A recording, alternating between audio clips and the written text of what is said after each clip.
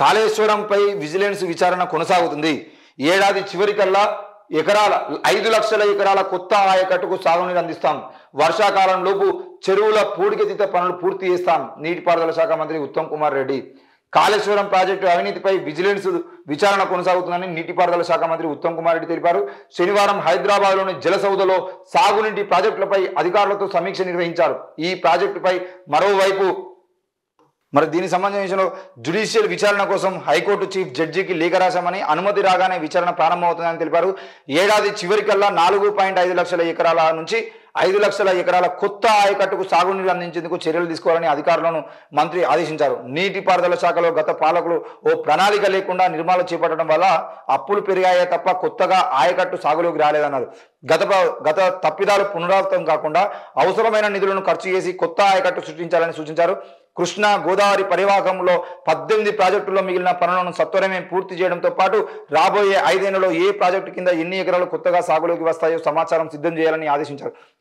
వేసవి కాలంలోపు రాష్ట్రంలోని చెరువుల పూడికతీత, జంగిల్ కట్టింగ్ పనులు చేపట్టి యుద్ధ ప్రాతిపదికన పూర్తి చేయాలన్నారు. మంత్రి నియోజకవర్గానికి నీరందించే చిన్న కాళేశ్వరం ప్రాజెక్టు పనులను చేపట్టాలని ఆదేశించారు.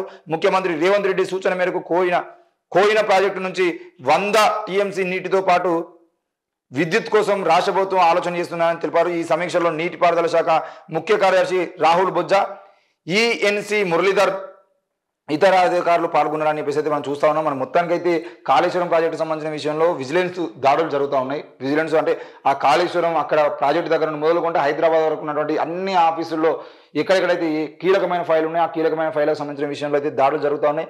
మరి వాళ్ళందరూ విజిలెన్స్ అధికారులు కావాల్సిన సమాచారాన్ని సేకరించిన తర్వాత సిట్టింగ్ జడ్జితో విచారణ చేయించడానికి ప్రయత్నం జరుగుతోంది.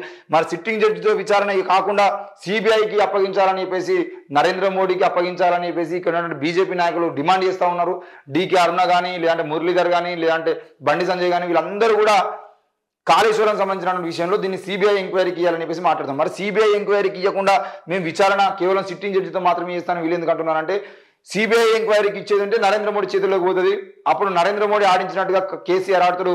వాళ్ళిద్దరు ఒకటైతే ఆ కేసు పక్కదారి పడుతుంది. కాబట్టి సిట్టింగ్ జడ్జితో విచారణకు మనం చేస్తేనే అప్పుడు కాంగ్రెస్ అంటే భయంతో కేసీఆర్ ఉంటాడు. కేసీఆర్ నాయకులు ముఖ్యంగా కేటీఆర్ కానీ, హరీష్ రావు కానీ నోరెత్తారంటే భయపడతారని చెప్పేసి వీళ్ళు సిట్టింగ్ జడ్జితో విచారణ చేపట్టడానికి ప్రయత్నం చేస్తున్నారు. మరి అంటే ముఖ్యంగా సిబిఐ ఎంక్వైరీ సంబంధించిన విషయంలో వాళ్ళు ఏమంటారంటే, మీకు చిత్తశుద్ధి ఉండంటే సిబిఐకి ఇవ్వండి.